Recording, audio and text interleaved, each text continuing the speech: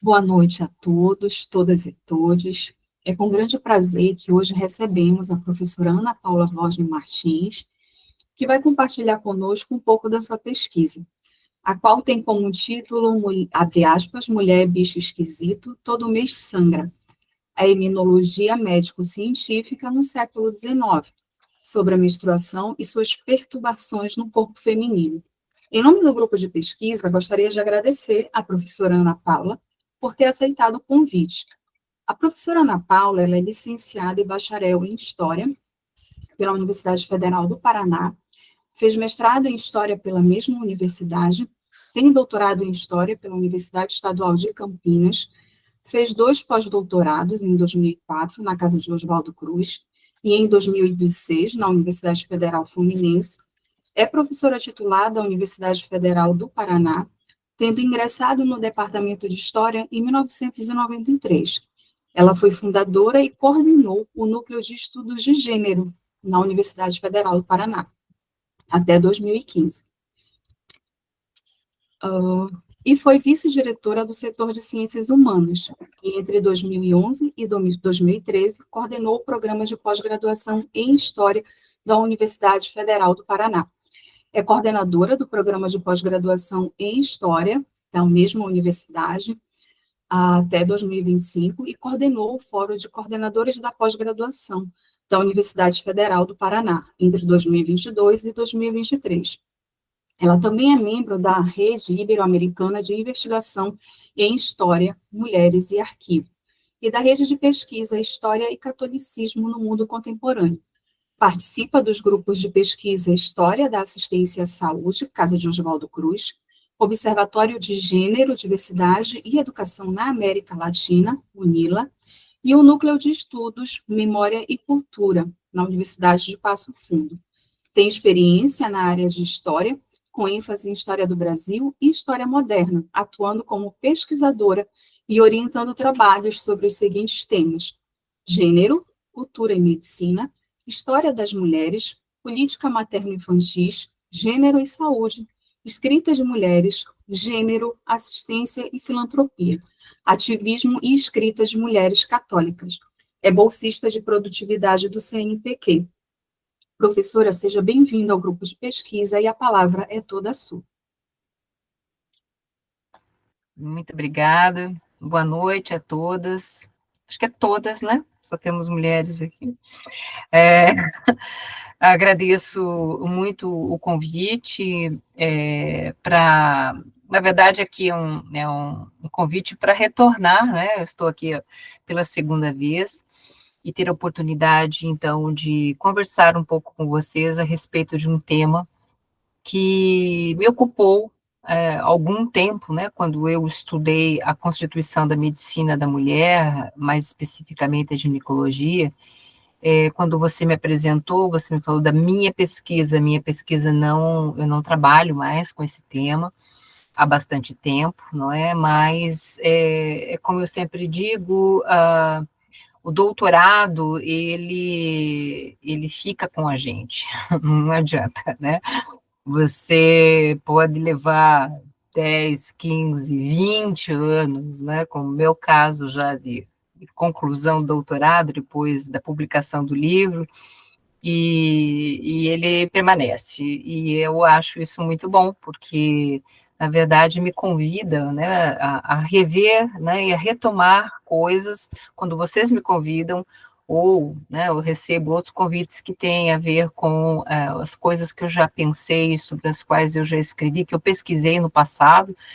Para mim sempre é muito bom, gratificante mesmo, eu digo, e vocês vão entender isso pela minha fala, de poder ter essa oportunidade, então, de retomar coisas, né, que eu já pensei, e que pode me fazer pensar também de outra maneira, e recolocar certos assuntos, como esse, né, que nós vamos tratar aqui hoje, que é um tema, eu digo, é do passado, mas é um tema atualíssimo, que é o tema da menstruação, né? No caso, mais especificamente, é claro, eu estou pensando aqui essa especialidade que se cria no século XIX, que é a hemenologia, né? Muito bem. Mas só que antes, eu gostaria de conversar, expor um pouco aqui para vocês Antes de tratar especificamente do interesse, dessa dedicação dos médicos oitocentistas, né, a respeito desse tema, eu gostaria de fazer aqui uma breve introdução, e essa introdução ela é motivada pelo verso de uma canção, né, da saudosa e inestimável Rita Lee, e como vocês devem ter percebido, esse verso dá título à minha fala, né, mulher é bicho esquisito, todo mês sangra, né? Esse verso está na música Cor-de-Rosa Choque, de 1982, que foi composta pela Rita Lee e pelo Roberto de Carvalho, uma música muito conhecida, muito tocada, fez um imenso sucesso, né? E esse verso, a estrofe que eu retirei, ele está na seguinte estrofe: mulher é bicho esquisito, todo mês sangra, um sexto sentido maior que a razão. Na verdade, a música toda é assim, né? Ela é uma confrontação de imagens opostas do chamado sexo frágil, uma expressão que está na música, mas o sexo frágil que não foge à luta, né? E que também nem só de cama vive. Por isso, como ela diz, né? Não se deve provocar, porque é cor-de-rosa choque, né? E esse é o refrão. Ela faz aqui, eles fazem aqui uma menção à rosa, à flor, né? Claro, a flor, a própria cor da rosa, né? Que é uma imagem bastante associada à feminilidade, dócil, domesticada, apaziguadora, a beleza, né? Mas vejam que sempre é a cor de rosa, choque, né? A expressão chocar, né? Que não se deixa, no caso aqui, é uma menção que eles fazem, né, a não se deixar prender nos estereótipos, lembrando também o ano que essa música foi composta, né, gente, 1982, nós estamos falando, então, da composição de uma música ainda na ditadura militar. Né? Essa música foi censurada devido à referência direta, né, à menstruação. E por que, né, nós podemos pensar, puxa, mas por que a menstruação seria um tema de alvo da censura, né? E, na verdade, assim, eu queria ressaltar que aqui, essa censura, ela, na verdade, é uma ponta, né? Ela é um sintoma, porque, na verdade, a censura não foi somente aqui de um aparato, né, do Estado ditatorial. Paira sobre a menstruação um silenciamento e uma autocensura imposta pelas próprias mulheres. A menstruação é um processo biológico, né, ou como também definiram os médicos, é um processo fisiológico, que talvez seja um dos mais cercados de tabus, de ocultamentos, né, de interditos, seja lá no passado, seja aqui no presente, né, e também nas mais diferentes culturas. Talvez porque implique o sangue, né, por ser também um processo cíclico ou periódico, né, por ser, talvez, também, porque é eliminado pela vagina, a menstruação tem, então, uma longa história de vergonha, de medo, de associações com sujeira, com impureza, com excesso, né, com ideias e imagens de perda, de dispêndio, de malefícios também e de doenças. É uma história indissociável, né, das explicações a respeito do corpo feminino pelas religiões, pelas tradições, pelo conhecimento filosófico, científico e pela medicina, tanto a antiga quanto a moderna.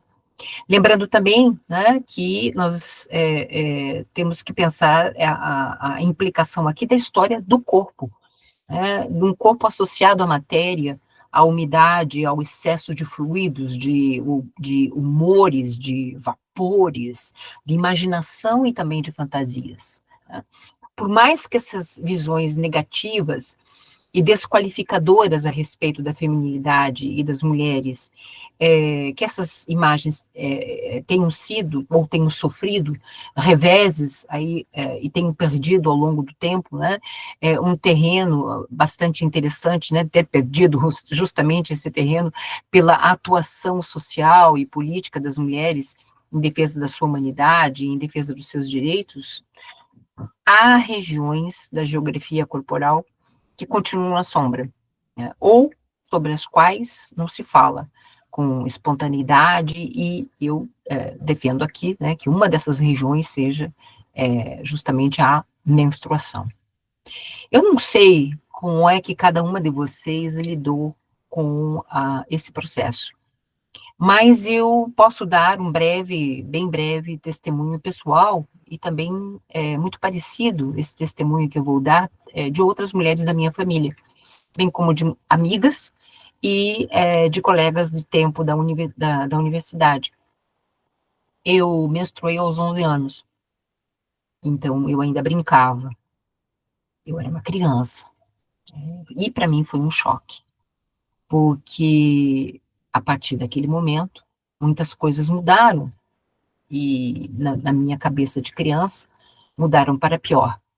Eu fui proibida, isso é uma proibição não médica, é uma proibição familiar, da tradição de mulheres em relação à menstruação e aos cuidados do seu próprio corpo. Então, eu fui proibida de lavar os cabelos naqueles dias, né, aqueles dias sem nome.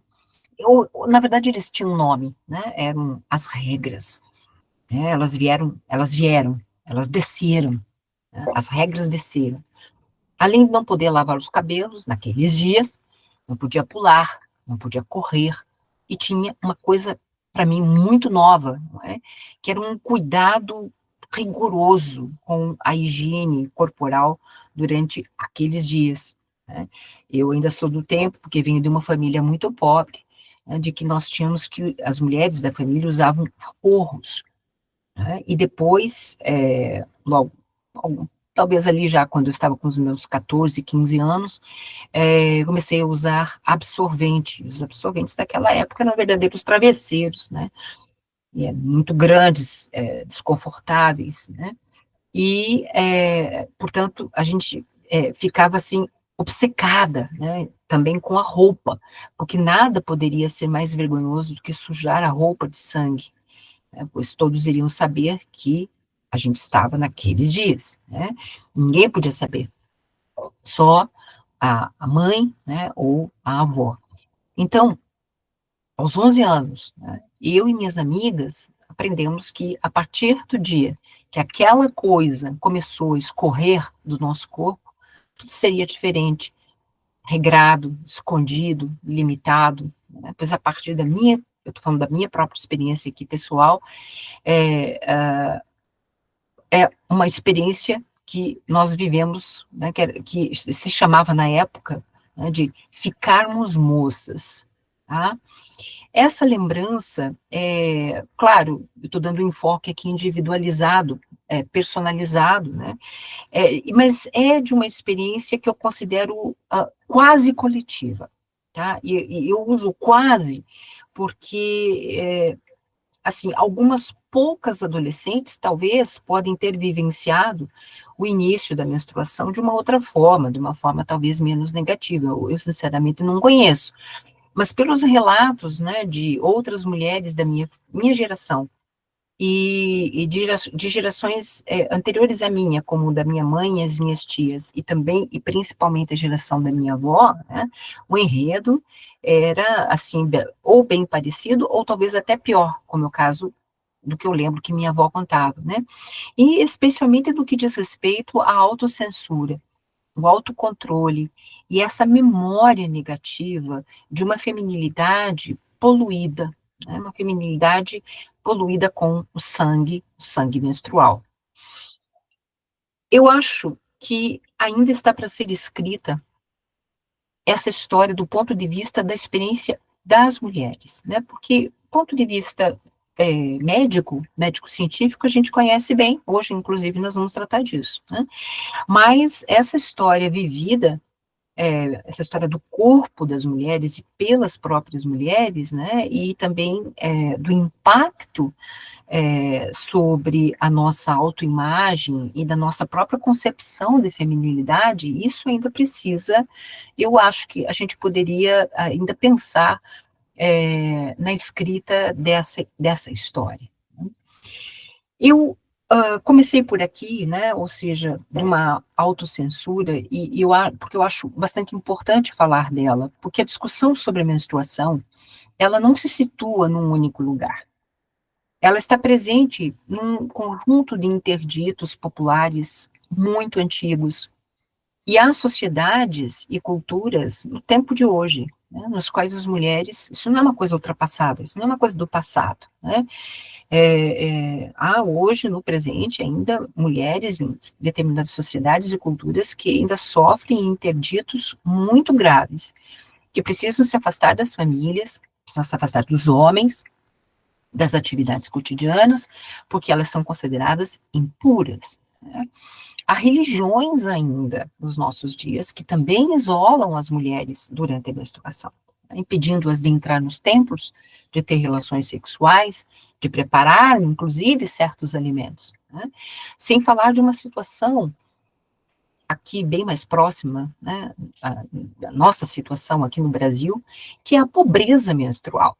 Uma realidade muito mais ampla e dramática do que nós, mulheres de classes médias, podemos imaginar, não é? Com tantas meninas e mulheres vivendo em péssimas condições de higiene durante o período menstrual, e aqui eu me reporto especialmente a certos grupos, não é?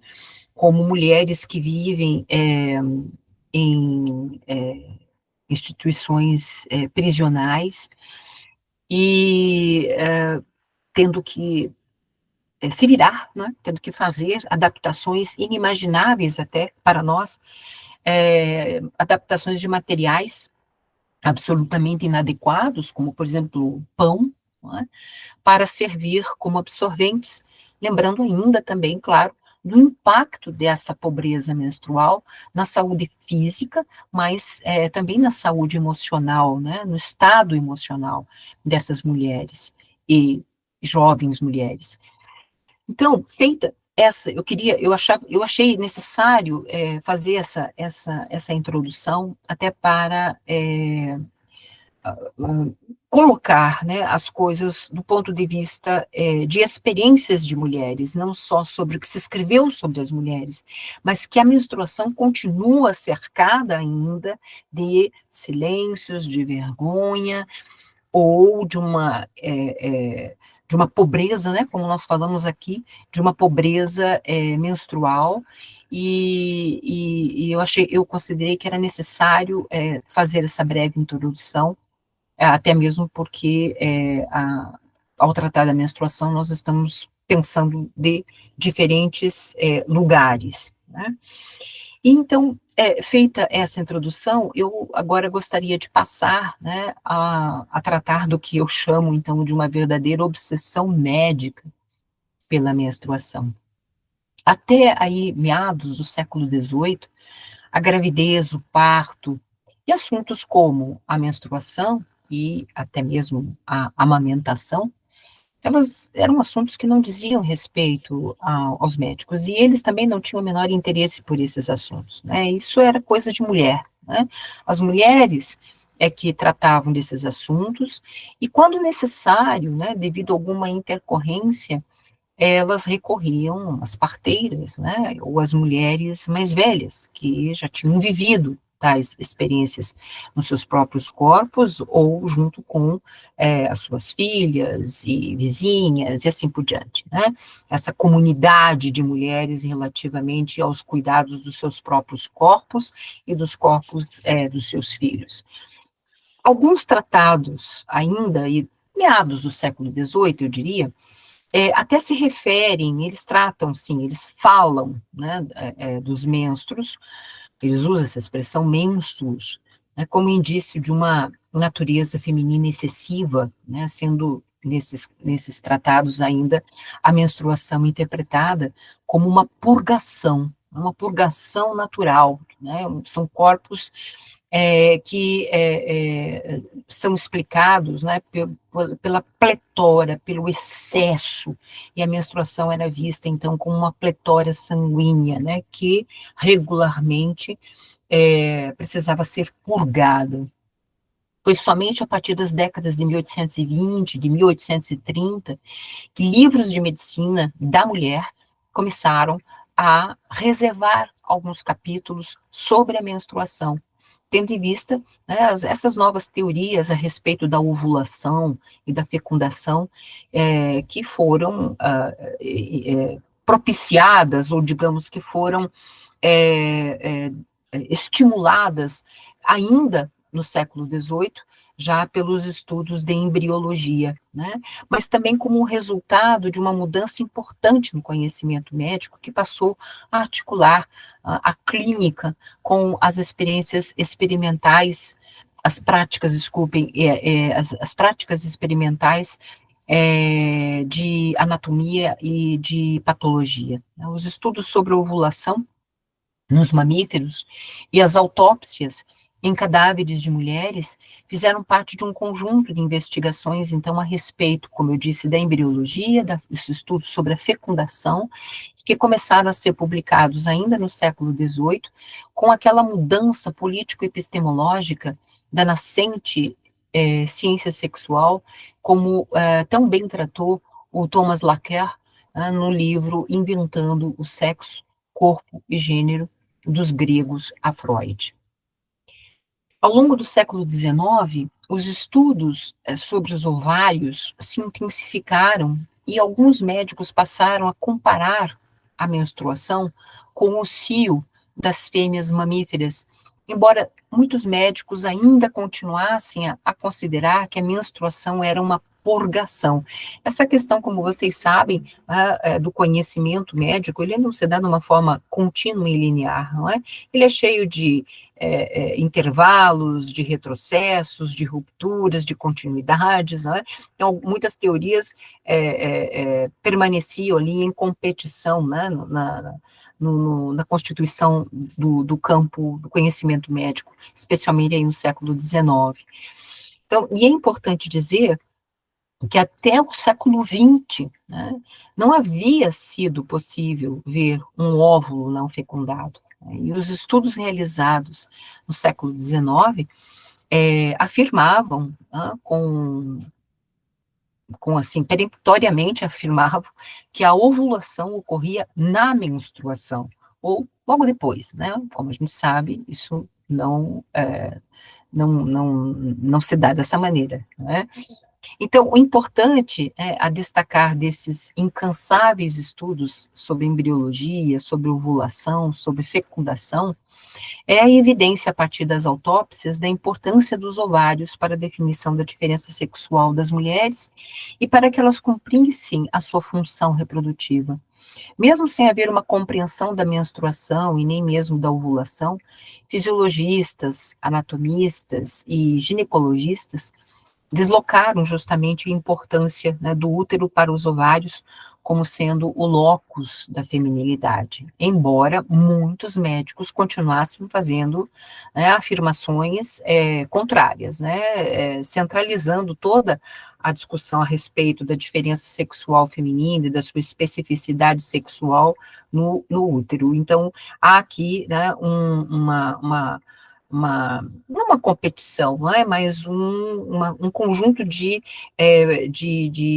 explicações anatômicas e fisiológicas e ginecológicas que definiam, ora, o conjunto ainda continuando definir a feminilidade a partir do útero, enquanto outros autores, como o que eu vou tratar hoje, explicando e definindo essa feminilidade a partir dos ovários. Né?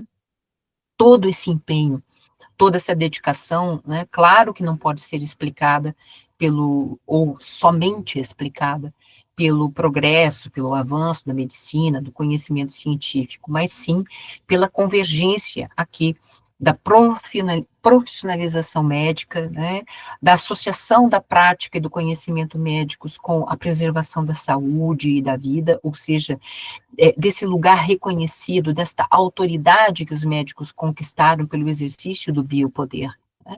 Mas, como eu já tratei também em outros momentos, né, em outros trabalhos, outras publicações minhas, o envolvimento dos médicos com a saúde e as doenças das mulheres, né, não pode ser vista exclusivamente pelo viés do avanço, como eu falei, né, do conhecimento, e nem também apenas pelo humanitarismo ou dos médicos, não é, de uma certa atitude filantrópica em relação às mulheres e os seus sofrimentos, né, mas sim como profundamente relacionado a uma política de gênero que se fundamenta na diferença sexual e na sua naturalização, tendo em vista que, quando pensamos na diferença, ela não é extensiva, ela não é homogênea para os dois sexos, né? Quem difere é a mulher, né?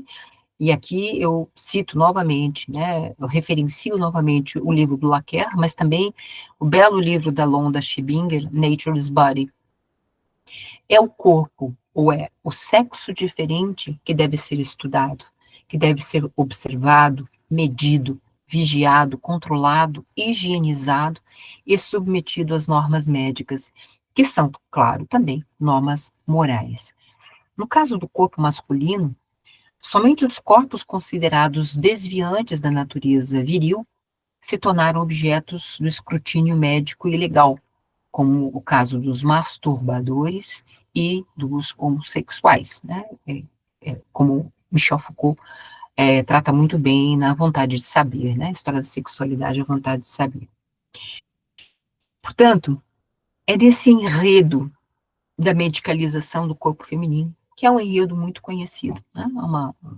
Uma vasta historiografia tratando disso.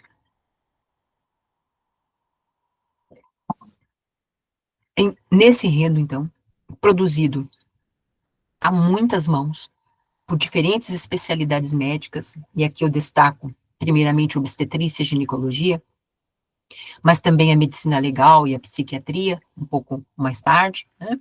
É justamente nesse enredo que a menstruação passou a ser um tema explorado em tratados, em compêndios, em artigos médicos ao longo de todo o século XIX, constituindo, então, esta subespecialidade que é a eminologia.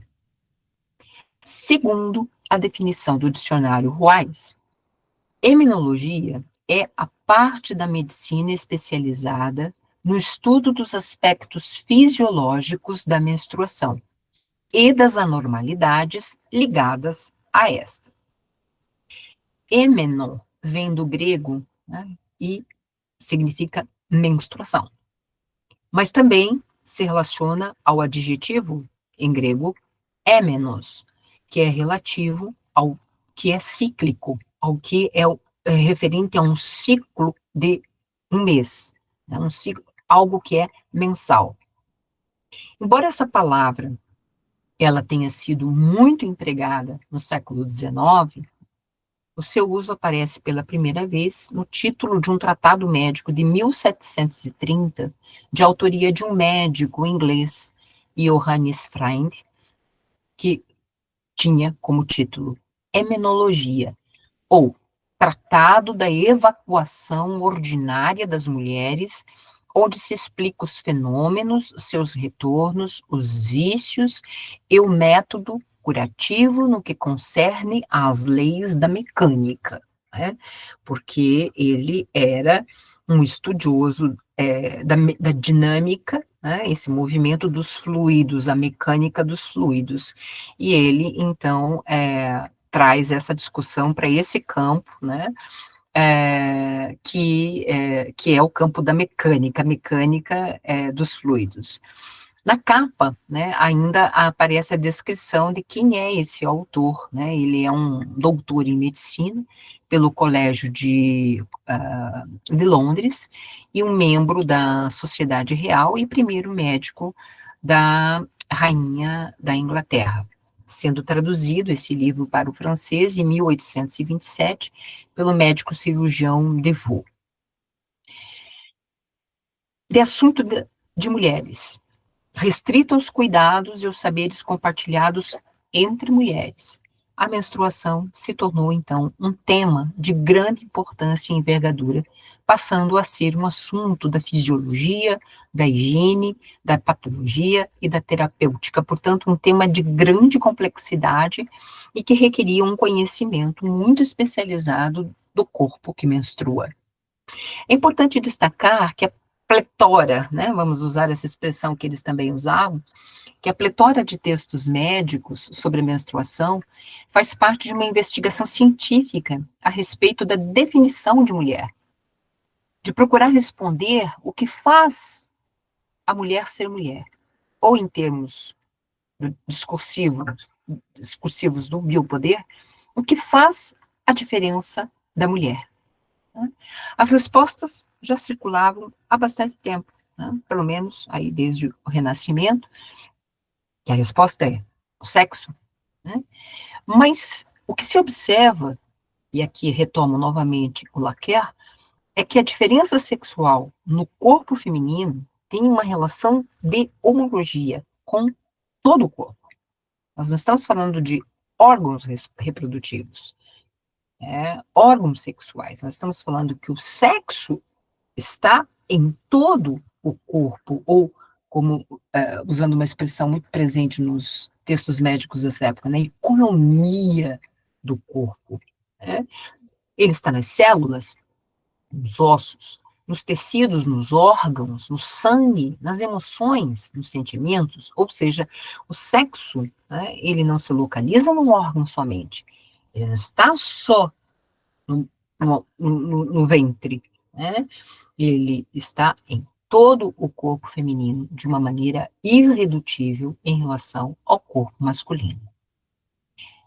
E essa diferença ela é temporal, né? Porque ela se manifesta no desenvolvimento do corpo a partir de certa idade, quando meninas e quando meninos passam a ser diferentes para além dos seus órgãos sexuais. Né? Os ginecologistas foram os primeiros a reconhecer o imperativo de se conhecer detalhadamente um momento de transformação da menina em mulher. Né? E essa transformação, ela é anunciada fisiologicamente pela menarca, né? O aparecimento da menstruação, um anúncio de que aquele corpo se tornou diferente pela capacidade de reproduzir. Observem que se trata de uma construção narrativa que estabelece na ordem da natureza, ou seja, na fisiologia, na anatomia, uma diferença feminina que já existe. Ela já existe fora dos corpos. Ela existe nas relações de gênero e do próprio significado do gênero, a partir das diferenças hierárquicas e do exercício de poder no sentido mais amplo, que não é só o poder político, né, mas o acesso à autoridade e ao domínio masculino. E eu aqui me alinho à crítica da Judith Butler, né, ao naturalismo do sexo, como se o sexo fosse algo pré-existente à linguagem e ao poder. O que quero deixar aqui bem marcado é que a profusão de estudos e de publicações sobre a menstruação não é um indício do avanço dos conhecimentos médicos sobre menstruação, ou como alguns deles invariavelmente explicavam, né, nos prefácios dos seus livros, de que a imunologia retirava das sombras da ignorância e dos erros populares, e mesmo dos erros médicos, esse fenômeno fisiológico. Né?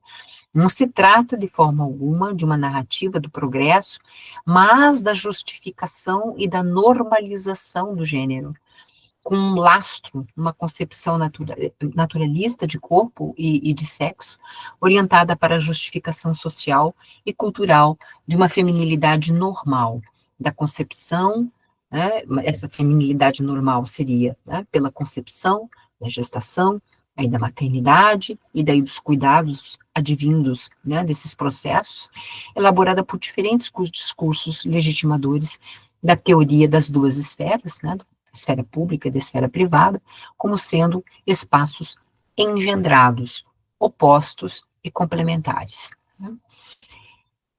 Muito bem.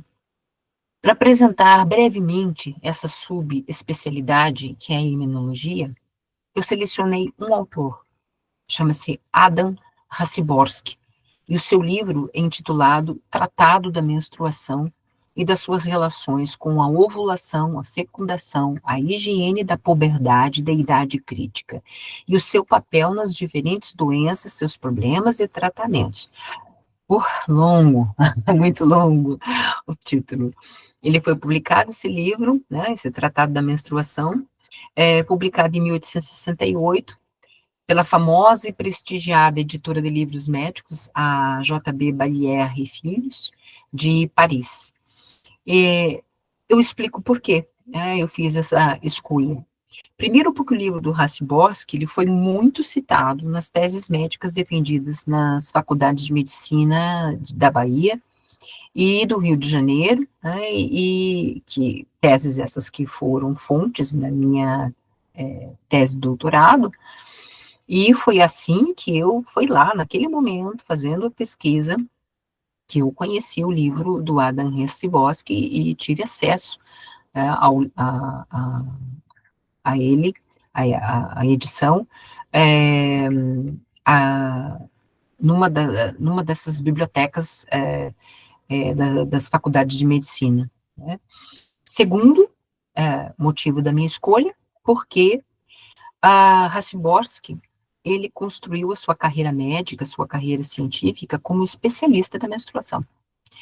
Tendo publicado o seu primeiro trabalho em 1844, que era um livro sobre a fisiologia feminina da puberdade e também da menopausa, e fazendo comparação com os mamíferos, né? E esse trabalho recebeu uma menção honrosa na Academia Francesa de Ciências. Depois vem um outro livro, um livro de 1856, a respeito da patologia e da terapêutica da menstruação. E daí, em 1868, esse sobre o qual vou falar, né? Portanto, vejam, trata-se de um médico e de um especialista, né, com experiência no assunto e reconhecido pelos seus pares. A gente observa ao longo do livro, né, todas as referências, os contatos que ele tinha com outros médicos em diferentes lugares da Europa para tratar do assunto da menstruação, né? E nesse sentido, o livro apresenta aqui um verdadeiro estado da arte sobre a menstruação e a menopausa, com muitas referências a estudos de anatomia, de fisiologia, de hematologia, estudos estatísticos, estudos de terapêutica, de higiene, e com isso ele demonstra, né, a dinâmica de um campo de estudos e de intercâmbios de conhecimento sobre o tema, que demonstram cabalmente a configuração, então, dessa subespecialidade médico-científica da imunologia. Rapidamente, eu quero dar aqui algumas informações sobre ele, né, sobre o autor. Raciborski nasceu em 1809, na cidade de Radom, na Polônia. Sua formação médica e cirúrgica foi na Universidade de Varsóvia, na década de 1820. Ele envolveu-se com a política em 1830, 31, num movimento de insurreição de intelectuais e jovens universitários, né, poloneses, contra o domínio russo da Polônia. A Polônia estava sob o domínio da Rússia nesse começo aí do século, né? E só que eles foram derrotados, né? E o Raciborski, então, tem que fugir da Polônia e ele se exila na França, e no mesmo ano, em 1831, trabalhando como médico primeiro na cidade de Besançon. Logo depois, ele vai para Paris e ele também se diploma como médico na Universidade de Paris, no ano de 1834, e ele começa a atuar, então, como clínico no Hospital da Caridade de Paris. Após 1858, passou a ser chefe da clínica médica na Faculdade de Medicina da Universidade de Paris, e falece em 1871. Portanto, vejam, né, que além de ser um autor médico, foi uma personalidade pública bem inserida no meio médico e clínico parisiense. Na introdução do seu tratado de 1868, já nas primeiras linhas, ele afirma que apresenta ao público leitor um tratado completo de imunologia. sendo resultado de longos e laboriosos estudos iniciados ainda na década de 1830, portanto, estudos que já duravam mais de 30 anos, ou seja, no primeiro parágrafo já ele diz que não era, portanto, alguém recém-chegado ao tema. Explica que a fisiologia da menstruação, ao longo desses 30 anos, mudou completamente da explicação daquela excesso, né, da pletora de sangue, aos estudos sobre sobre a ovulação. Essas mudanças a respeito da compreensão do fenômeno fisiológico demandavam uma mudança também a respeito das doutrinas patológicas. E ele afirma que a patologia da menstruação ainda, na verdade, estava para ser feita. Havia muito o que ser conhecido e investigado. Diz que até então ninguém havia conseguido expor as novas ideias sobre a menstruação e, portanto, que seu livro não era uma obra supérflua. Explica também que procurou fazer ou trazer as novidades, né, da fisiologia combinadas com a sua experiência clínica. Eu acho que esse é um aspecto bastante importante, né, o conhecimento científico indissociável da experiência clínica. Também destaca uma qualidade editorial do seu livro, que são as ilustrações. São ilustrações anatômicas coloridas pela técnica da cromolitografia, e aí ele faz, né, o reconhecimento ao avanço técnico da editora Bailey Fields, podendo assim oferecer aos seus leitores um atlas da ovulação. Ai, gente, que coisa que eu estou chamando ovulação de evolução. Ele, e, portanto, diz que o seu livro era também um atlas, não deixava de ser um atlas da ovulação, e a partir de todo o material que ele pesquisou e que ele conhecia, e que se encontrava no Museu Orfila da Faculdade de Medicina de Paris, que é, ou foi, melhor dizendo, o maior museu de anatomia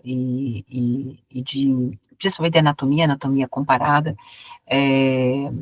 da Europa. O livro é dividido, e por sinal, só queria fazer também ainda um comentário de que realmente essas ilustrações são de alta qualidade. O livro é dividido em 4 partes. A primeira parte trata da filosofia. Está na hora de tomar um chá. Não é filosofia, é da fisiologia da menstruação. A segunda parte trata da higiene, da puberdade e da menopausa. A terceira trata da patologia da menstruação, da relação com outras doenças. E a última parte trata dos problemas menstruais, propriamente dito, né, e dos seus tratamentos. Eu não posso entrar aqui nos detalhes de uma discussão fisiológica, né, mas é importante dizer que Racibórski trata a menstruação como um processo fisiológico estritamente relacionado com a ovulação. Ou seja, né, a análise dele está inserida nos estudos também da anatomia e da fisiologia dos ovários, que eu já havia comentado, né? Racibórski explica a menstruação a partir do desenvolvimento dos óvulos, da sua maturação, da sua expulsão, fazendo com que a mucosa do útero se congestionasse e resultasse, então, no fluxo de sangue, que é o fluxo menstrual. É dessa maneira, resumidamente, né, que ele explica o que é a menstruação, né, como é que ela acontece. O mais importante, e percebam, né, claro, que aqui não havia ainda o conhecimento a respeito dos hormônios, não é? O mais importante é que Racibórski entende que esse fluxo não é o período favorável para a fecundação, né? Como outros fisiologistas consideravam ser. Eles consideravam que ali o período da menstruação era o período favorável para a fecundação, né? E faziam isso, como eu já disse, porque eles comparavam menstruação com o cio de fêmeas mamíferas, né? Sem entrar aqui no detalhamento de quando seria esse período favorável, Racibórski percebe que deveria ser, ele não estabelece, mas ele ele diz que deveria ser assim, no condicional, antes do período menstrual. Uma percepção, claro, que só terá comprovação experimental da fisiologia da ovulação lá no século XX, ou melhor, depois da década de 1930. Né? Eu não pretendo aqui fazer análise detalhada desse tratado, não é o caso, né? Então, mas eu quero fazer alguns destaques que me parecem necessários para demonstrar a ambiguidade das análises médicas e o alcance também social dessas análises. Né? A primeira questão, para mim, aqui diz respeito à relação entre puberdade, a menarca, né, que é a primeira menstruação, e a discussão sobre maturidade sexual. Essa discussão foi e continua sendo importante por implicar a idade, seja do casamento, ou seja do início, né, da vida reprodutiva sexual e sexual. O livro de Racibórski, ele vai trazer assim, vários estudos estatísticos de diferentes lugares da Europa a respeito da idade da menarca. E, a partir desses estudos, né, ele estabelece que na Europa a idade variava entre 13 a 16 anos, mas ele lembra que há muitas variáveis a serem levadas em conta.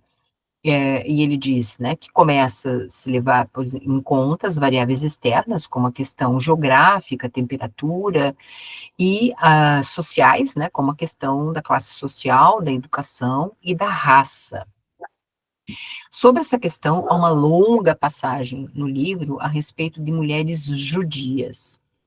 E ele toma como exemplo o seu país, né, a Polônia, que, como você sabe, é um país que tinha uma comunidade judaica bastante antiga e relativamente grande. Né, e justamente ele vai se referir, né, à Polônia, essa comunidade judaica, para expor essa relação entre raça, precocidade sexual e fertilidade. Essa é uma discussão que vai aparecer também em outros autores, né, que vão fazer essas conexões entre sexo e raça.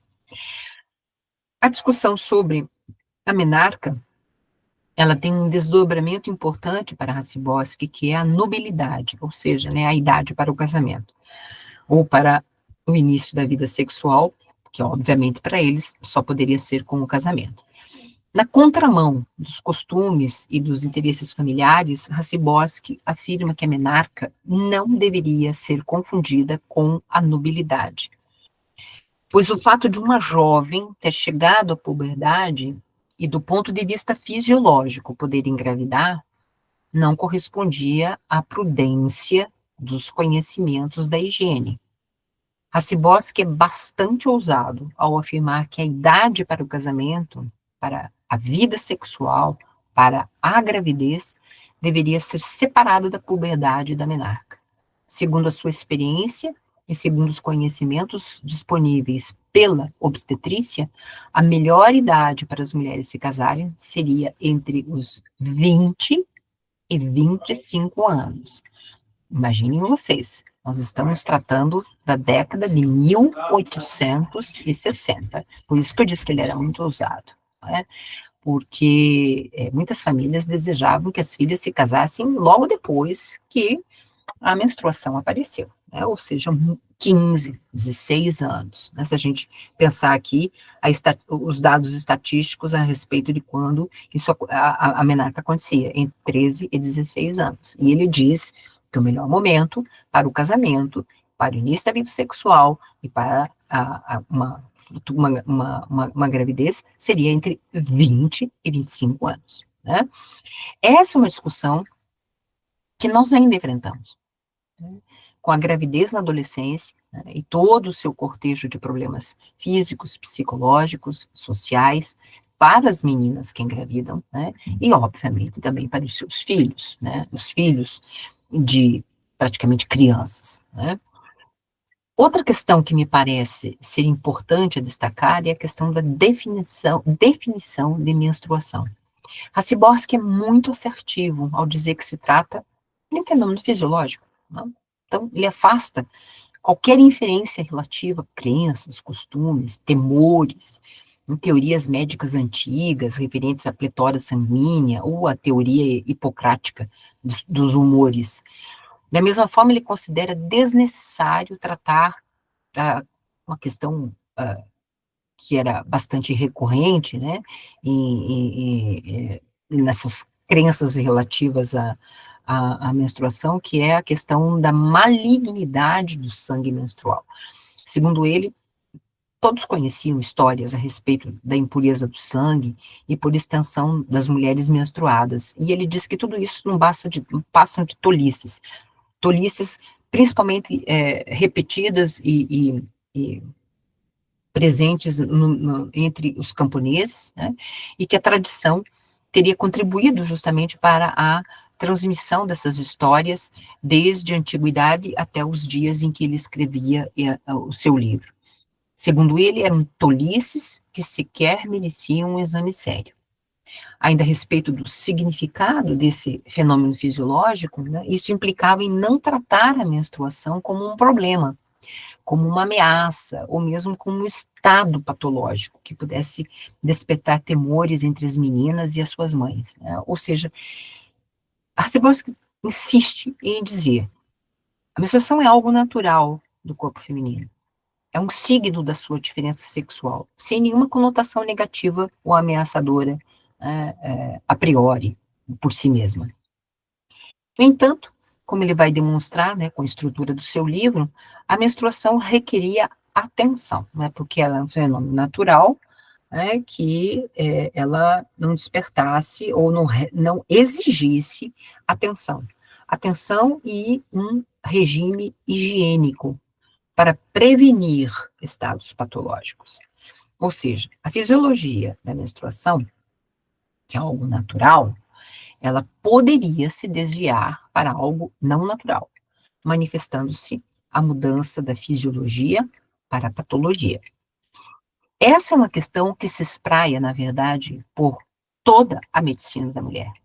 O fisiológico, o normal, o natural, o corpo feminino, né, ou a economia, né, se situa numa linha, uma estreita linha imaginária. Qualquer movimento fora dessa linha pode levar à patologia, à anormalidade, a quadros mórbidos que podem ser muito perigosos. No século XIX, se fortaleceu a teoria das ações reflexas, né, entre o sistema nervoso e os órgãos reprodutivos femininos. No caso da menstruação, esse evento fisiológico poderia ser perturbado por estímulos externos, tendo em vista a maior sensibilidade nervosa das mulheres. Por outro lado, alterações nos órgãos reprodutivos, como doenças relacionadas ao útero e aos ovários, os tumores, né, ou então relacionadas à menstruação, né, como a amenorreia e a dismenorreia, poderiam causar tensão nervosa extrema, que nos casos mais graves e também aí, somados ao meio social, um meio social adverso, né, ou a uma educação deficitária, poderiam levar à histeria, até mesmo à loucura. O que se depreende, então, desse modelo explicativo da liminaridade fisiológica do corpo feminino é que os médicos deveriam ser as autoridades procuradas e ouvidas pelas famílias. Eles deveriam informar as famílias, e em especial as mães, sobre qual o melhor regime para cuidar do corpo da menina que chegava à puberdade, bem como ser o melhor conselheiro à mulher que chegava à menopausa, né, como era chamada a idade crítica, ou inferno das mulheres. E havia esses nomes. Né? Então, o livro de Racibórski e as teses médicas que tratam do tema são repletos de conselhos higiênicos a respeito da puberdade, como, por exemplo, a questão da prescrição de exercícios físicos, como a ginástica ritmada, os cuidados com o vestuário, principalmente evitar o uso do espartilho. Importante dizer que é uma verdadeira cruzada médica encontra essa peça do vestuário feminino no século XIX, né? Os cuidados com a alimentação, a necessidade de tomar sol, né? Em vista desse cuidado também com a imaginação e os extremos da sensibilidade nervosa da menina que chegou à puberdade, o autor também prescrevia um cuidado atento para a educação moral e intelectual. Considerava que as mães instruídas eram as melhores educadoras das filhas e que elas deveriam orientar os estudos, tomando muito cuidado principalmente com as leituras. Para Raciborski, os romances deveriam ser proibidos para jovens até os 20 anos. A música mesmo, né, deveria despertar cuidados, porque se a maioria das meninas, ou para a maioria das meninas, a música poderia ser uma distração, para outras poderia ser uma paixão. E as paixões são perigosas, né? Causam desequilíbrios nervosos, e esses causam desequilíbrios nos órgãos reprodutivos, levando a doenças que poderiam ser graves, né? Como já citei aqui, a histeria. Eu gostaria de ter tido tempo para tratar da menopausa, né? Essa etapa da fisiologia do corpo feminino que demandou muita atenção médica. Há muitos textos produzidos, especialmente na França, sobre a menopausa. Afinal, né, é o momento de cessação da menstruação e também da vida reprodutiva das mulheres. Qual seria, então, né, a partir desse momento, a finalidade social das mulheres?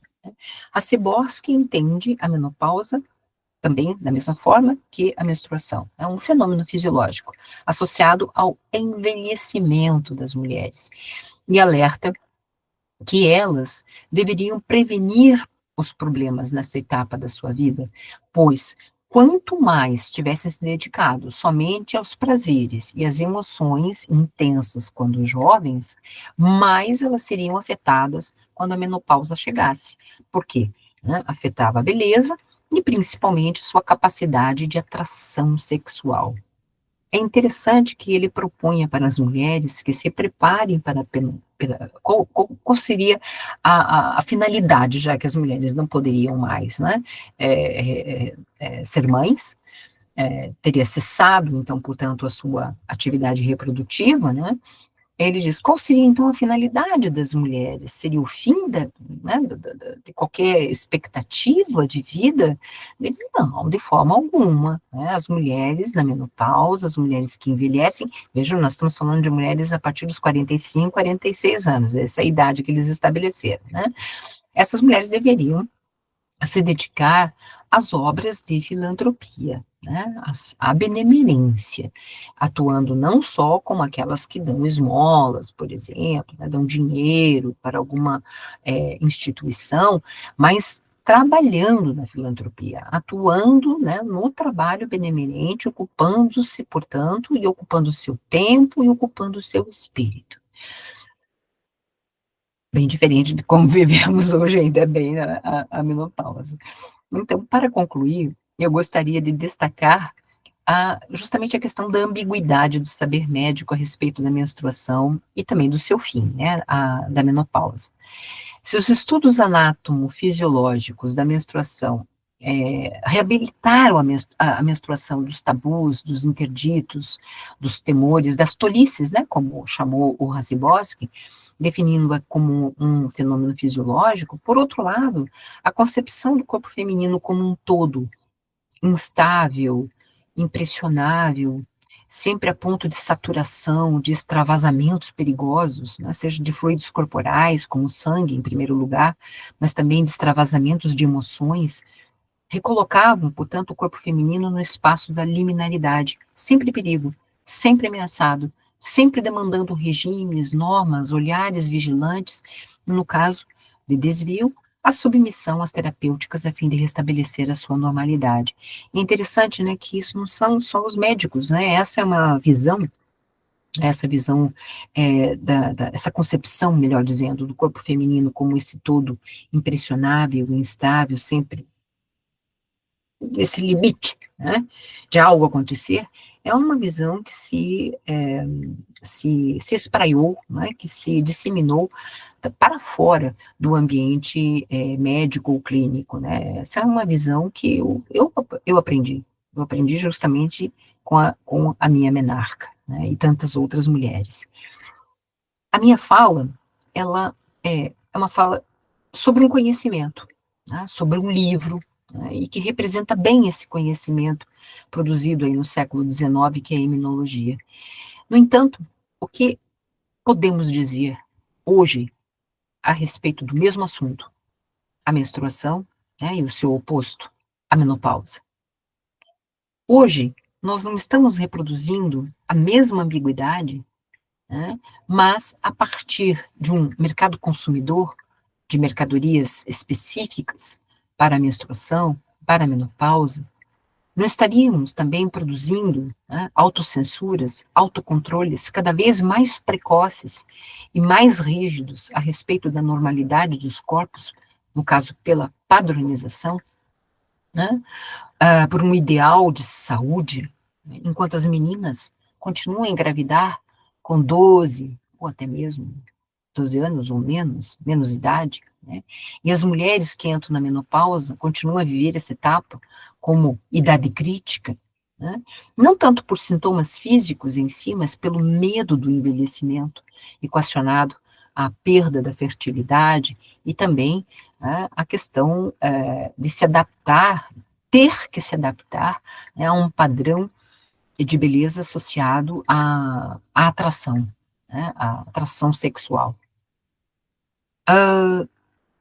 No anticlímax, eu pergunto, né, como vamos conseguir nos ver, né, ou quando nós vamos conseguir nos ver não só como corpos sexuados e liminares?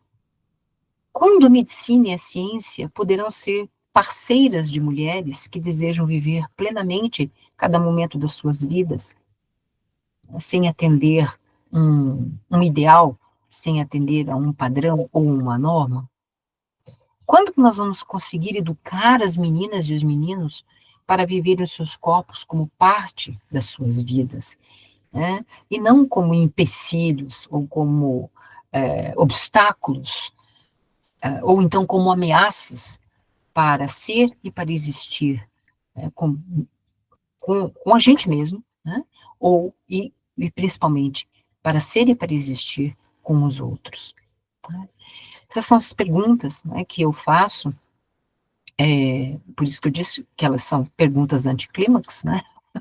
E a partir, então, daqui, eu concluo essa minha fala e agradeço a oportunidade e por vocês terem me ouvido. É isso. Muito obrigada.